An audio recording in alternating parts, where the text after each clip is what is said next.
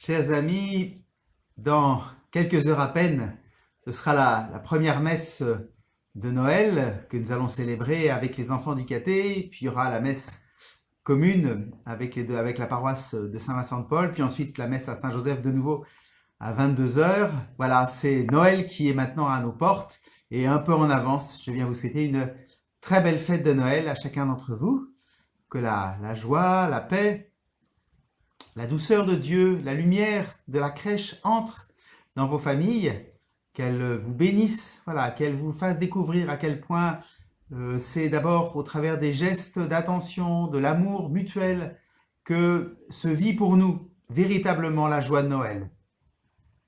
Dans ces temps un petit peu compliqués, un peu difficiles, nous nous rappelons que finalement ce sont d'abord les liens qui nous unissent les uns aux autres qui font la qualité de notre existence.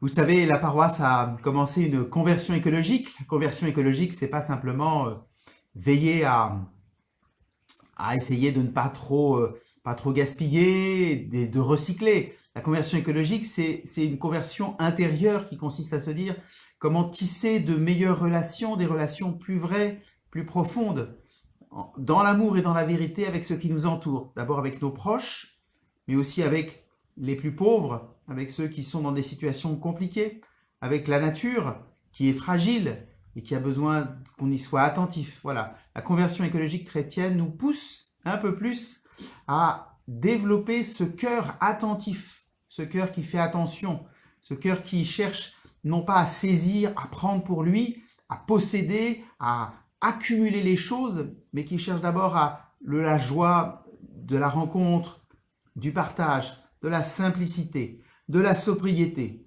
Voilà, le vrai Noël, c'est le Noël où on renonce à vouloir accumuler les choses, mais on se contente et on se réjouit de ce qu'on a. Peut-être une sagesse, qui est la sagesse de nos pères, hein, de nos grands-pères, de la sagesse qui nous viennent du fond des âges. Mais voilà, nous réjouir de ce que nous avons et partager avec les autres et veiller les uns sur les autres. Voilà la belle sagesse de Noël qui est un peu sous le signe écologique cette année. Je vais vous présenter maintenant une petite vidéo qui a été faite non pas par la paroisse mais par un site chrétien qui justement essaie de sensibiliser les chrétiens à la conversion écologique et qui prend la thématique de la crèche pour méditer sur cette façon dont on essaie de vivre mieux, voilà, de vivre plus en harmonie avec les autres, avec les générations précédentes, avec les générations qui arrivent, avec la nature, avec l'univers tout entier, dans cette maison commune que nous habitons et dans laquelle nous voulons vivre heureux en faisant attention à chacun. Donc voilà, cette petite vidéo, cette petite méditation écologique sur la crèche pour vous aider à approfondir le mystère de Noël. À tous, un très joyeux Noël.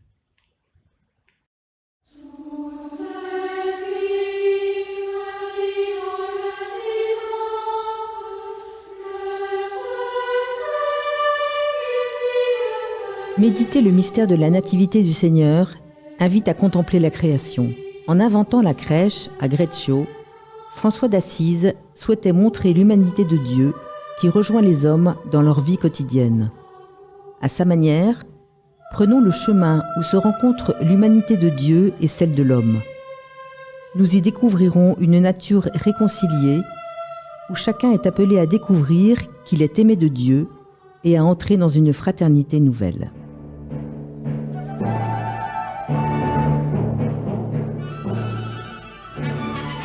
Son dessein le plus haut, son désir principal, son projet suprême était d'observer en tout et à travers tout le Saint-Évangile, de suivre parfaitement de toute sa vigilance, de tout son effort, de tout le désir de son esprit, de toute la ferveur de son cœur, l'enseignement de notre Seigneur Jésus-Christ et d'imiter ses pas.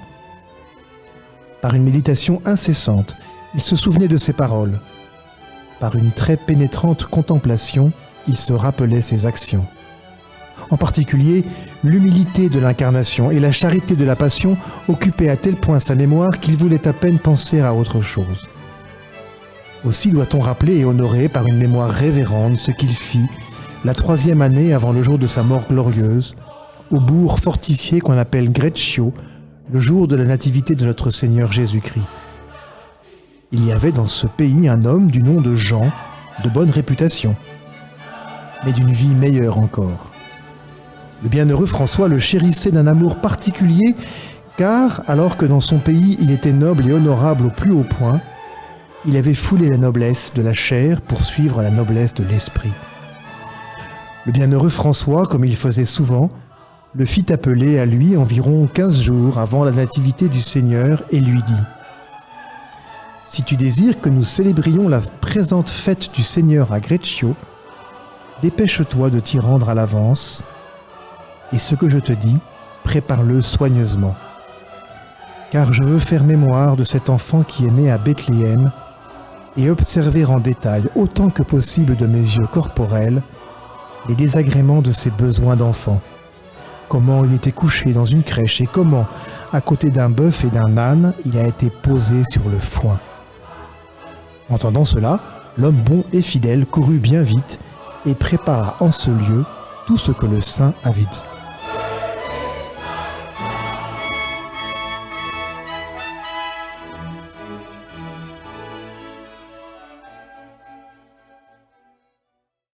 Ô Seigneur notre Dieu, qu'il est grand ton nom à toute la terre.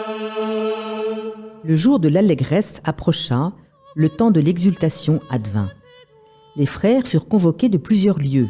Les hommes et les femmes de ce pays, chacun comme il le peut, prépare en exultant des cierges et des torches pour illuminer la nuit, elle qui a illuminé tous les jours et toutes les années de son astre scintillant. Enfin vint le Saint de Dieu, et trouvant tout préparé, il vit et fut en joie. De fait, on prépare une crèche, on apporte du foin, on conduit un bœuf et un âne. Là est honorée la simplicité, exaltée la pauvreté, louée l'humilité, et l'on fait de Greccio comme une nouvelle Bethléem. La nuit s'illumine comme le jour, et elle fut délicieuse aux hommes, ainsi qu'aux animaux. Arrive la population, et devant ce nouveau mystère, elle se réjouit de joie nouvelle. La forêt retentit de voix, et les roches répondent aux cris de jubilation. Les frères chantent, s'acquittent des louanges dues au Seigneur, et toute la nuit résonne de jubilation. Le Saint de Dieu se tient devant la crèche, plein de soupirs, contrit de pitié et inondé d'une joie étonnante. On célèbre la solennité de la messe sur la crèche et le prêtre jouit d'une consolation nouvelle. Pour la compréhension chrétienne de la réalité, le destin de toute la création passe par le mystère du Christ qui est présent depuis l'origine de toute chose. Tout est créé par lui et pour lui. Colossiens 1, 16. Le prologue de l'évangile de Jean montre l'activité créatrice du Christ comme parole divine.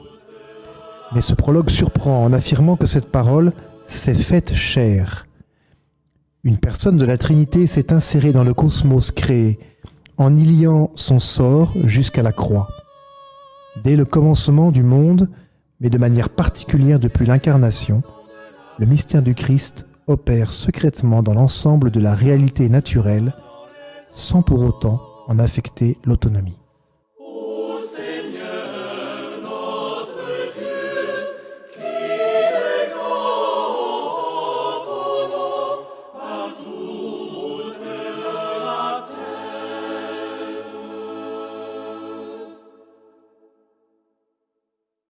Dans le récit concernant Caïn et Abel, nous voyons que la jalousie a conduit Caïn à commettre l'injustice extrême contre son frère, ce qui a provoqué à son tour une rupture de la relation entre Caïn et Dieu et entre Caïn et la terre dont il a été exilé.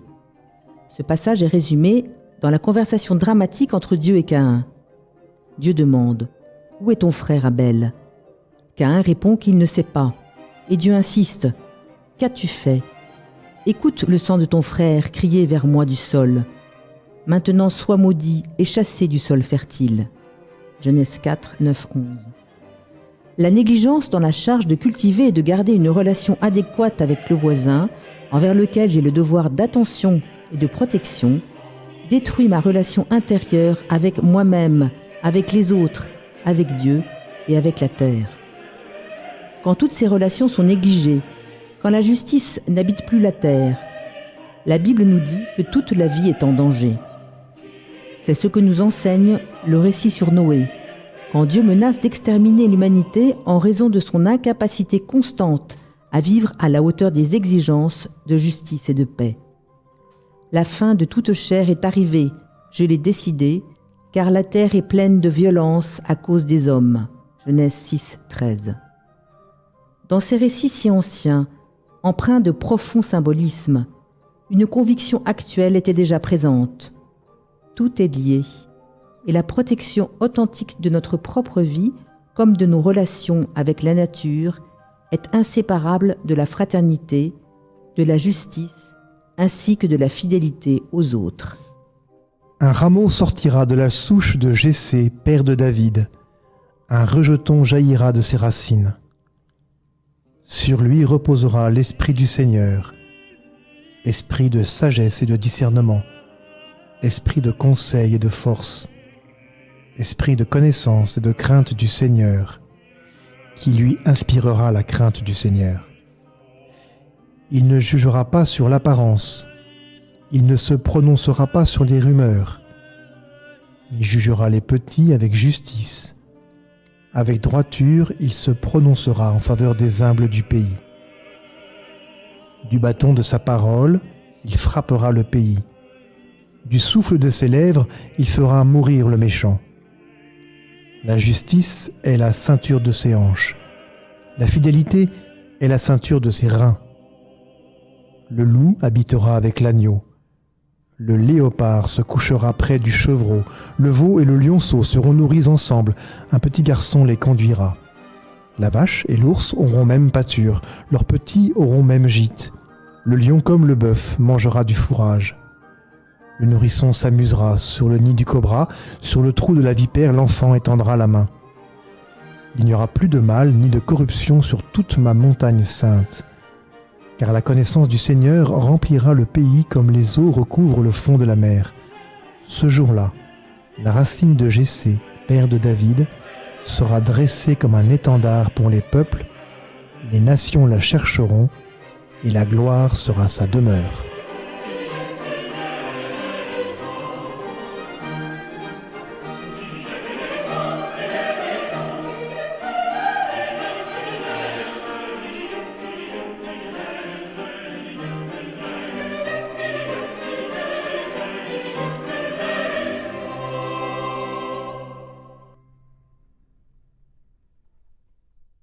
Toutes les œuvres du Seigneur, bénissez le Seigneur. Quand on lit dans l'Évangile que Jésus parle des oiseaux et dit qu'aucun d'eux n'est oublié au regard de Dieu, Luc 12, 6, pourra-t-on encore les maltraiter ou leur faire du mal ?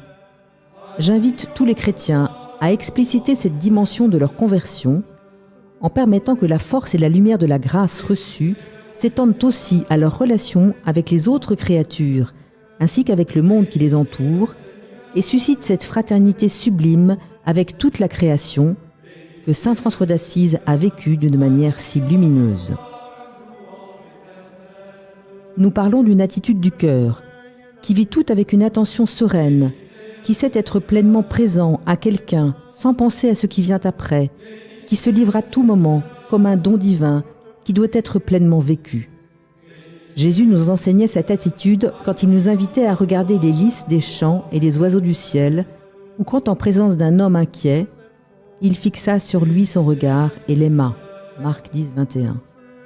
Il était pleinement présent à chaque être humain et à chaque créature, et il nous a ainsi montré un chemin pour surmonter l'anxiété maladive qui nous rend superficiels, agressifs et consommateurs effrénés.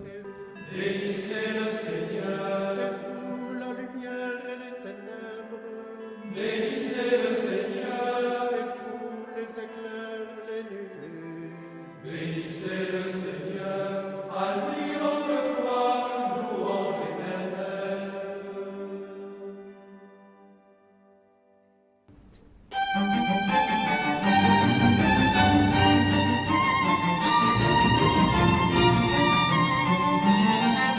Voici que la paix n'est plus promise, mais envoyée, non plus remise à plus tard, mais donnée, non plus prophétisée, mais proposée. C'est comme un couffin plein de sa miséricorde que Dieu le Père a envoyé sur la terre. Oui, dis-je, un couffin que la passion devra déchirer pour laisser se répandre ce qu'il contient. Notre paix. Un couffin, peut-être petit, mais rempli. Un petit enfant nous a été donné, mais en lui habite toute la plénitude de la divinité. Lorsqu'est venue la plénitude des temps, est venue aussi la plénitude de la divinité. Elle est venue dans la chair, afin de se faire voir même de ceux qui sont charnels, et que son humanité ainsi manifestée permette de reconnaître sa bonté. En effet, dès que l'humanité de Dieu se fait connaître, sa bonté ne peut plus rester cachée. Comment aurait-il pu davantage mettre en relief sa bonté qu'en revêtant ma chair ? Ma chair, dis-je, non celle d'Adam, non celle qui était la sienne avant la chute. Voici manifester la bonté et l'humanité de Dieu notre Sauveur, dit l'apôtre. Oui, qu'elles sont grandes et évidentes, la bonté de Dieu et son humanité. Quelle grande preuve de sa bonté il nous a donnée en prenant tant de soin pour ajouter à l'humanité le nom de Dieu.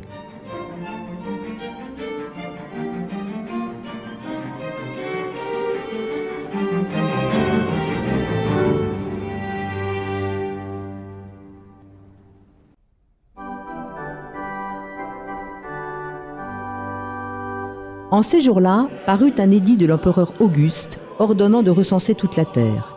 Ce premier recensement eut lieu lorsque Quirinius était gouverneur de Syrie. Et tous allaient se faire recenser, chacun dans sa ville d'origine. Joseph, lui aussi, monta de Galilée, depuis la ville de Nazareth vers la Judée, jusqu'à la ville de David, appelée Bethléem. Il était en effet de la maison et de la lignée de David. Il venait se faire recenser avec Marie, qui lui avait été accordée en mariage et qui était enceinte. Or, pendant qu'ils étaient là, le temps où elle devait enfanter fut accompli. Et elle mit au monde son fils premier-né. Elle l'emmaillota et le coucha dans une mangeoire, car il n'y avait pas de place pour eux dans la salle commune. Dans la même région, il y avait des bergers qui vivaient dehors et passaient la nuit dans les champs pour garder leurs troupeaux. L'ange du Seigneur se présenta devant eux, et la gloire du Seigneur les enveloppa de sa lumière. Ils furent saisis d'une grande crainte. Alors l'ange leur dit : « Ne craignez pas, car voici que je vous annonce une bonne nouvelle qui sera une grande joie pour tout le peuple. Aujourd'hui, dans la ville de David, vous est né un Sauveur qui est le Christ, le Seigneur. Et voici le signe qui vous est donné. Vous trouverez un nouveau-né emmailloté et couché dans une mangeoire. » Et soudain, il y eut avec l'ange une troupe céleste innombrable qui louait Dieu en disant « Gloire à Dieu au plus haut des cieux et paix sur la terre aux hommes qui l'aiment. »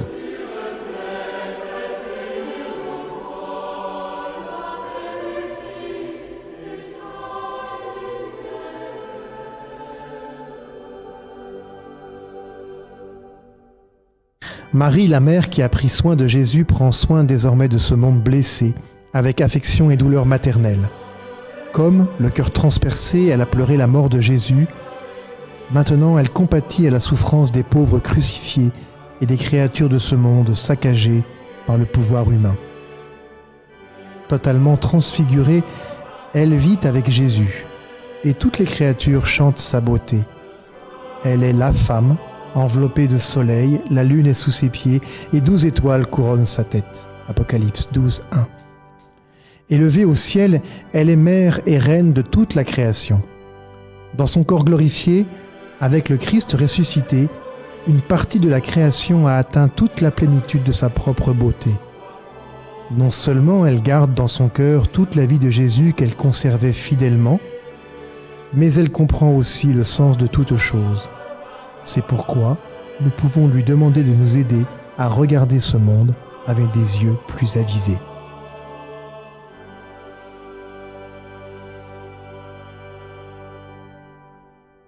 Seigneur, fais de moi un instrument de ta paix. Là où est la haine, que je mette l'amour. Là où est l'offense, que je mette le pardon. Là où est la discorde, que je mette l'union. Là où est l'erreur, que je mette la vérité. Là où est le doute, que je mette la foi. Là où est le désespoir, que je mette l'espérance. Là où sont les ténèbres, que je mette la lumière. Là où est la tristesse, que je mette la joie. Ô Seigneur, que je ne cherche pas tant à être consolé qu'à consoler, à être compris qu'à comprendre, à être aimé qu'à aimer. Car c'est en se donnant qu'on reçoit, c'est en s'oubliant qu'on se retrouve, c'est en pardonnant qu'on est pardonné, c'est en mourant qu'on ressuscite à l'éternelle vie.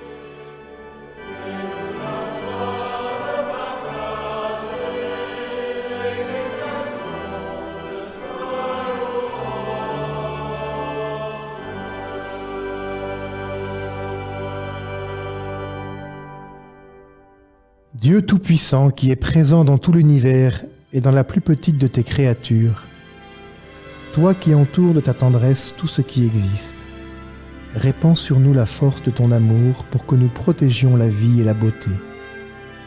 Inonde-nous de paix pour que nous vivions comme frères et sœurs, sans causer de dommages à personne. Ô Dieu des pauvres, aide-nous à secourir les abandonnés et les oubliés de cette terre qui valent tant à tes yeux. Guéris nos vies pour que nous soyons des protecteurs du monde et non des prédateurs, pour que nous semions la beauté et non la pollution ni la destruction. Touche les cœurs de ceux qui cherchent seulement des profits aux dépens de la terre et des pauvres. Apprends-nous à découvrir la valeur de chaque chose, à contempler, émerveiller, à reconnaître que nous sommes profondément unis à toutes les créatures sur notre chemin vers ta lumière infinie. Merci parce que tu es avec nous tous les jours. Soutiens-nous, nous t'en prions, dans notre lutte pour la justice, l'amour et la paix.